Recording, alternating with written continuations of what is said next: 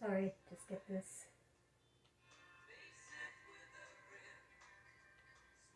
That's good. 1:23 a.m. 1, 2, 3.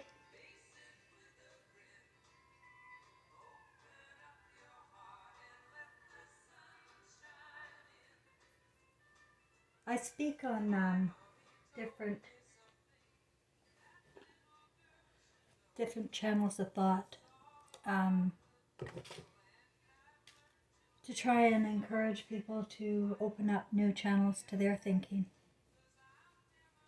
We all carry our own personal imagination with us. You have yours, I have mine.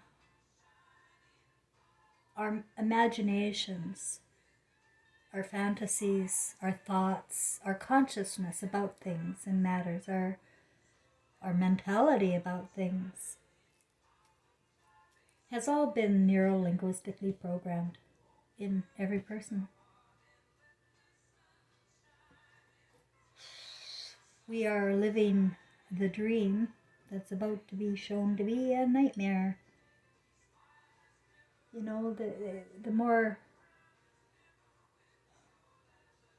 flowers and fluff they put around words, it's going to end up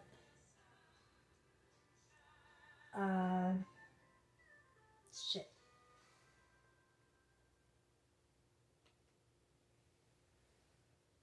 It's going to end up shit. And the only thing we can do is to feel again, to save ourselves. We've been so removed from feelings that people don't even like to talk about them. But yesterday in my video I shared a very personal story, and somebody asked me, how can you share that? Like, what is wrong with you? Sort of. Not, they didn't say that, but you know, I got the feeling. People pass around bad feelings with words. Words shouldn't, but they do. They're very effective in making people feel a certain way.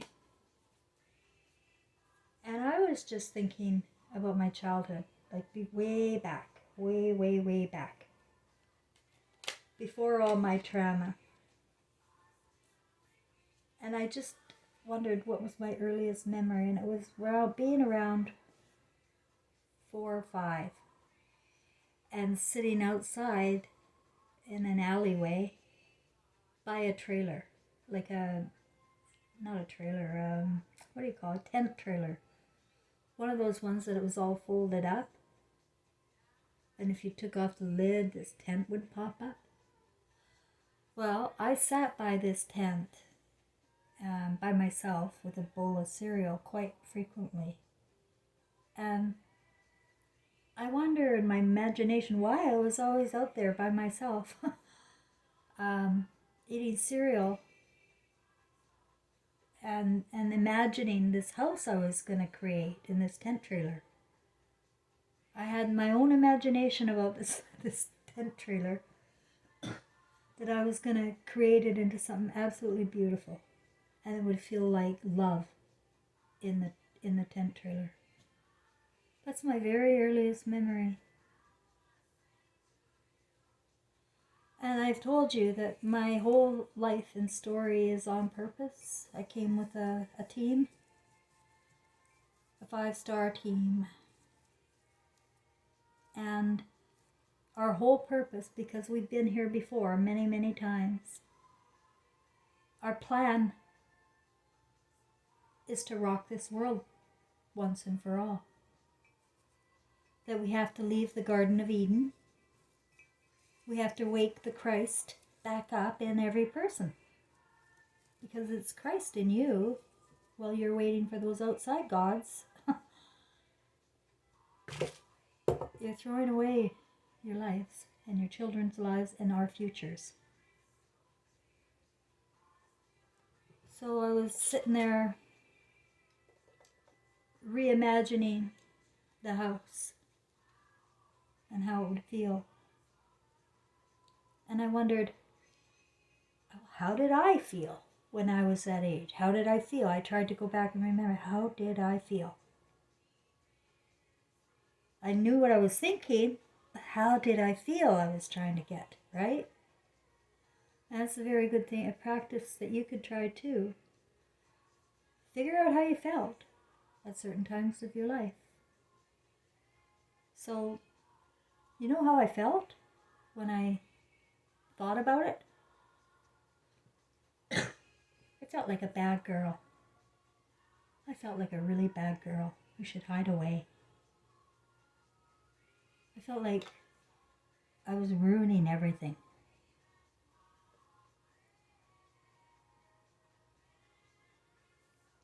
My parents were divorced. I couldn't stand that. My feelings, they rise up in me now, but I didn't have these feelings my whole life. Like, they were unconscious. My feelings were all unconscious my whole life. So I never really felt it. But that's how I felt, judged as a 4 or 5-year-old girl, hiding, trying to create something new with a tent trailer in the alley.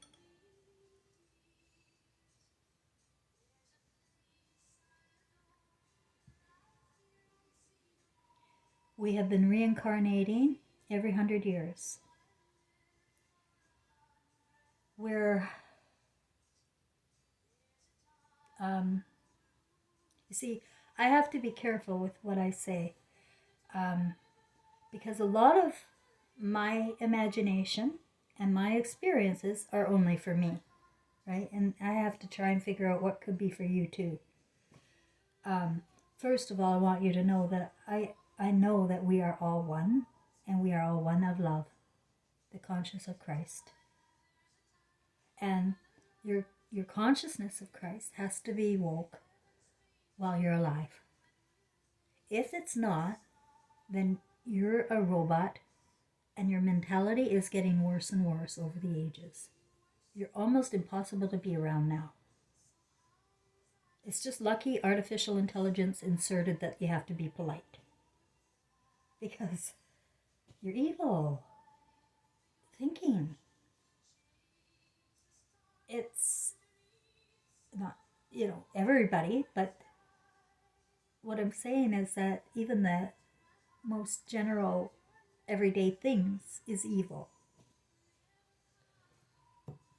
And it's not your fault, it's the way our brains have been programmed to think certain things are good and certain things are bad, because they have media in front of us all day long. They're programming us. And they've got it down to a fine art since World War II. It is so devious, so calculated, and so overwhelmingly sad. Because it's only a few at the top that are the evil. The ones that are gone. But they pay off people. And people are greedy and they want money. And so they do things for their wages or for bonuses or whatever. They go to work and do the wrong thing all day long, and then they go home and their spirit is upset and they yell at the kids and they make the house miserable, because you can't live in lies and expect to be in a good mood. It can't be joyful when you're hiding and lying, and or maybe you're just one of those middle class innocent ones that are, you did life the proper way. You went to school and then you graduated and then you went on to college and your parents went and picked a dorm out for you and y'all got involved in that institution for 4 to 10 years. Feeling pretty darn good that you did it. Some people cheat to do it. To do what? I say erase your brain. That's what I say.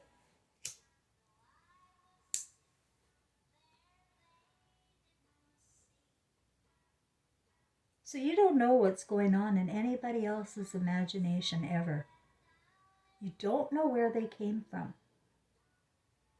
And that's why to judge someone for whatever condition they are in today is a big mistake. Because I really love the ones that we've always called losers. I really do. I would really rather sit at a bar with a couple of homeless guys than at the Vancouver Hotel in the lounge there, paying $20 for a glass of wine in 1994. But it made me feel good to pay that much money because I worked just down the street at the Hyatt. I was the employment manager there, and that was rich. That really felt good. I felt good. Don't tell me there's something wrong. I felt good.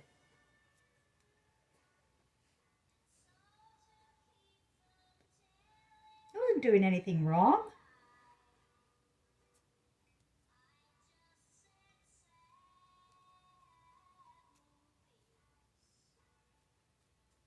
I was just looking for the feelings because they weren't at home.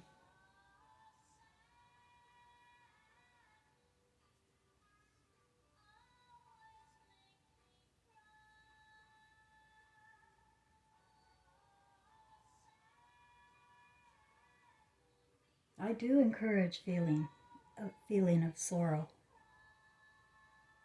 If you can get to sorrow, you can get to love. Because sorrow is the seat of love. And I just wouldn't want anybody to dwell there.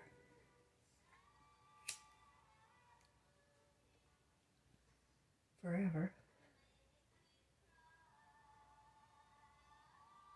So if you can get to your feelings now, if you're brave enough to go back into your childhood,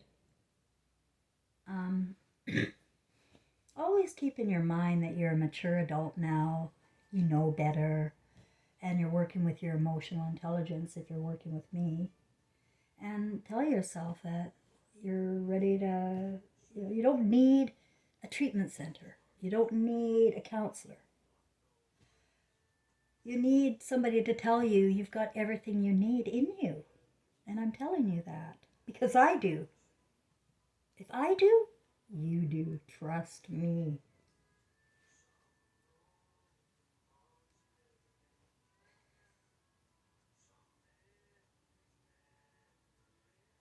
Yeah, I would always start with you, before you approach people, to try and repair the love in your family and closest friendships and relationships, is to deal with yourself first, because you're going to carry yourself on to the next, person.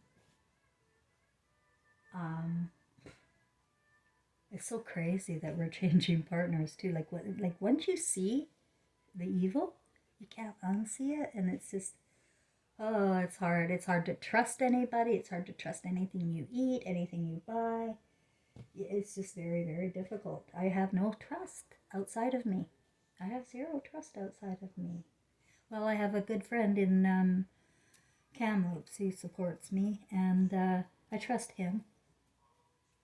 He's the only one that's always been there since 2007. Sadly, he's a pedophile and he took my granddaughter. He went to jail, don't worry. I was woke. But, women are the demons here, right? And I'm the one that introduced him to her.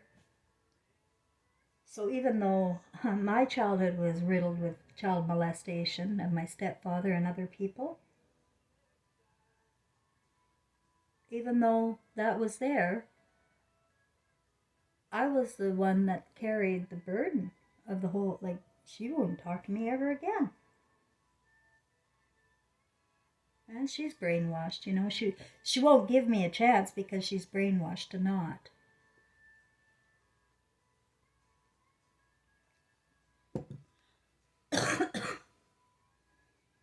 But she doesn't even know the half of it, her bloody childhood. Oh my God, the reason why I had custody of her in the first place. Oh, that poor child. I only met her when she was 3. Her mother didn't tell Trevor that she had this girl. And she was a mess. The mother was a complete mess. I didn't like her. I met her once. She was like a one-night stand. And I caught her stealing dimes out of my dime jar.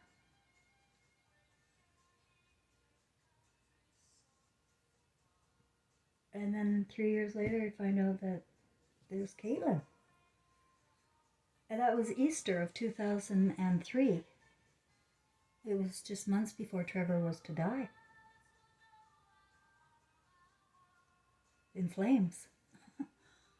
Oh, it was a miserable time. I don't even want to get into how my grandson was taken away by CPS. You know, I call it CPS. To live with a lesbian.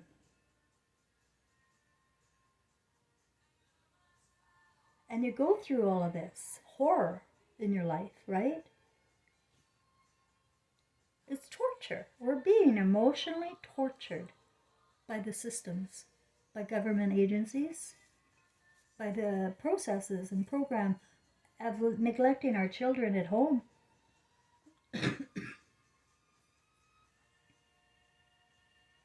In the 90s, when China was moving in to British Columbia,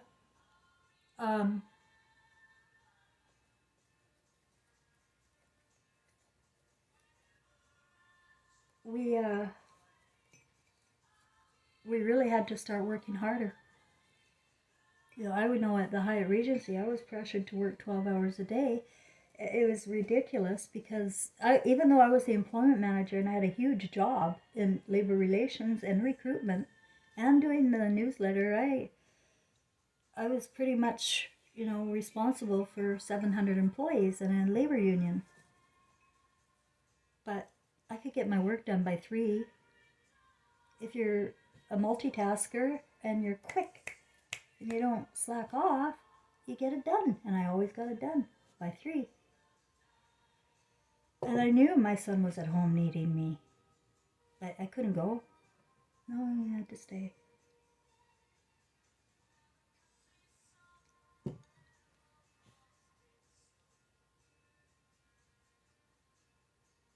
So the problem is, if you're not feeling now and you don't go back and check in with yourself and all of your feelings, it is going to come back.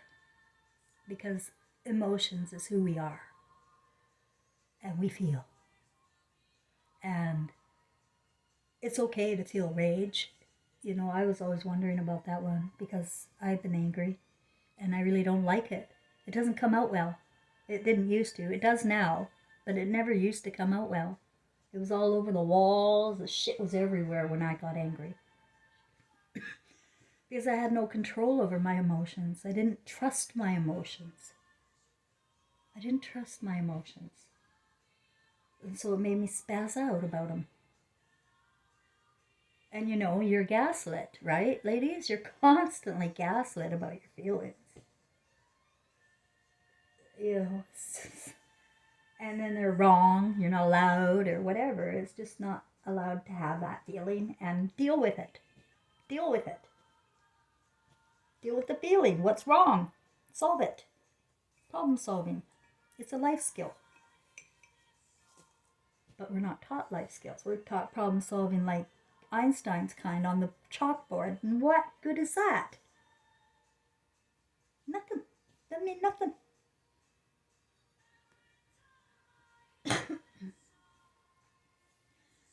I don't know, if you want children to learn the word, I guess that's going to be the way. But if you want children to learn how to read and write,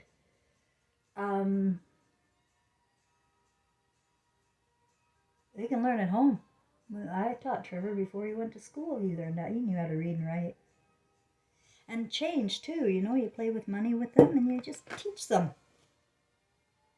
But that was a big mistake because he stood out then, right? And as soon as you stand out in school, they're not going to have any of that there.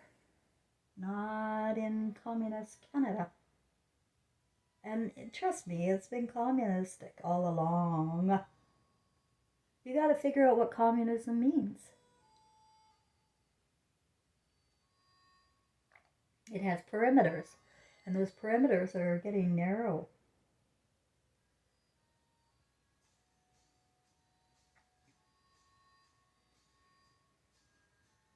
I have never felt free to speak my mind.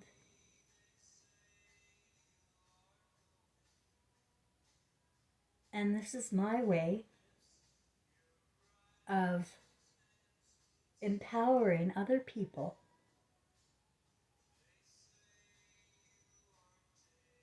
to just stand up. Pretend you're in the classroom again. Just use some fantasy for your hypnosis. Self hypnosis is using fantasy. So use some fantasy. Imagine yourself in a classroom at a stage of your life when you really wanted to walk out or you really wanted to say something.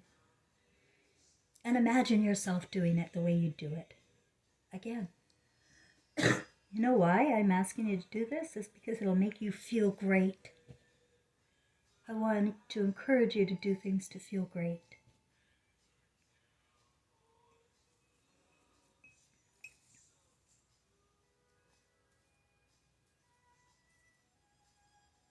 And if you don't feel great with your memories and your memories of feelings, like if you're a victim, you're just going to have to get over it. I wish I had said that to all of my clientele before, big babies. But the television and cartoons and Hollywood and Edge of Night and As the World Turns gets people to go and dwell into this psychosis and stay there and think about it over and over and talk about it over and over and over again and keep manifesting it and keep imagining it. Well, that's not going to do you any good in your imagination for your movie, is it? It'll be really good if you go back and fix the feelings now with your big self in your imagination using fantasy, and you'll see that in your movie later, and you'll have a good laugh. It will be hysterical. Create a funny movie if you want. My son said very, it's so true. It's all love and laughs at the other side. It's love, it's laughs, it's joy. And it's so dead here.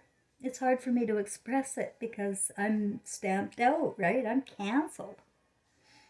But I still manage to feel good. You know, I have my moments, but I talk about my feelings. And I show people how to do it.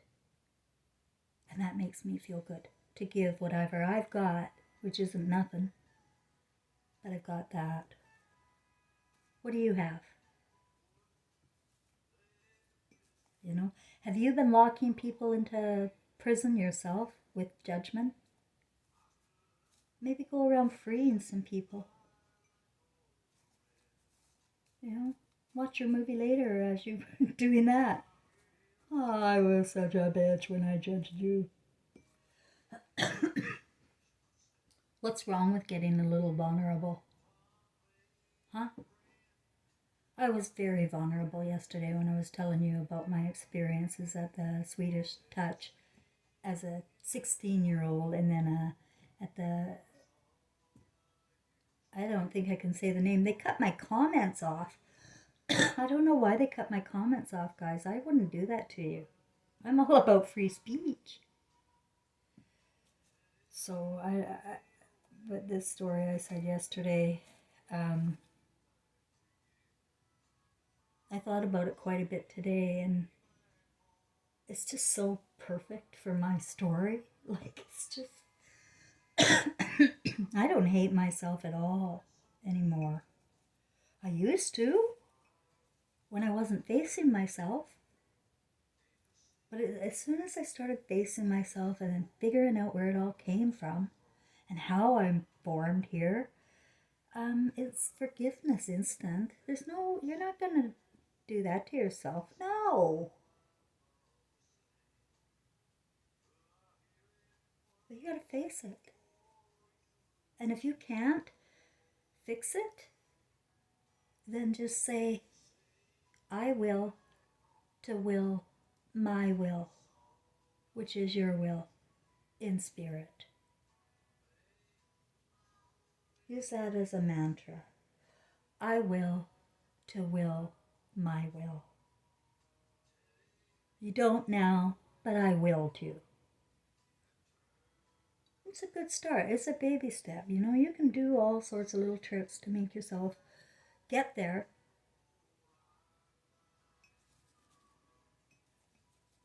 Without lying to yourself. Whatever you do, don't lie to yourself anymore. We've had enough. It's just pure bullshit everywhere. And people have learned to be bullshitters. And nobody can trust anybody, and therefore nobody knows anybody. And this is the confusion when you die. It's going to be hell. It's going to be hell unless you're right with your imagination about yourself. Never mind anything I say. Just, you know that it's about yourself and your imagination and your feelings. And now you probably have feelings because you're watching my channel and you got this far. I'm amazed, you know, because it's been a hard time. I lost my other whole YouTube channel and I'm on my third strike here on this one. So if I go away again, I'm not coming back. I'm not coming back.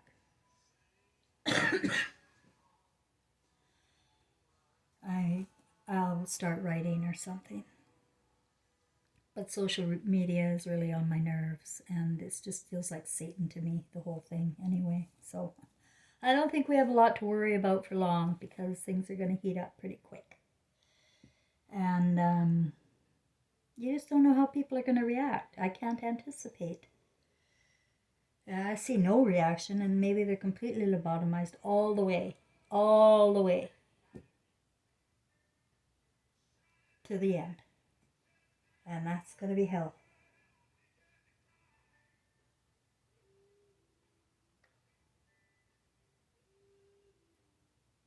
When you're good to yourself, it's easier to be good to other people.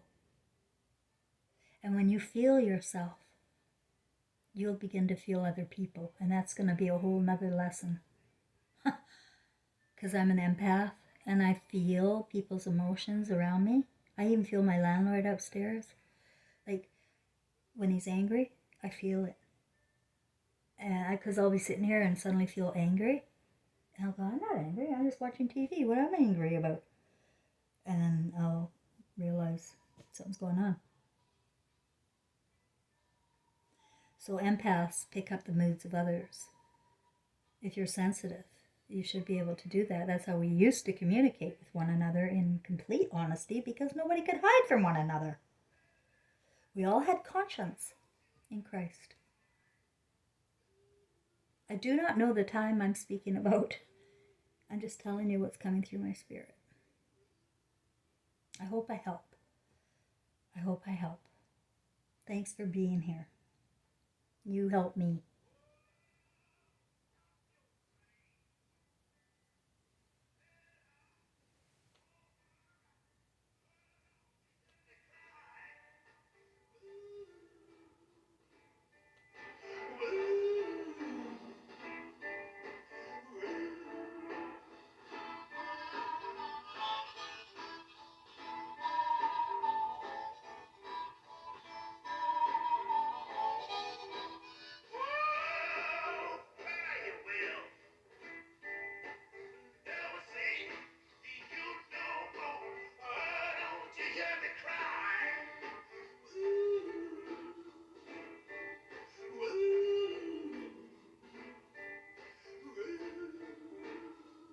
Baptism of tears.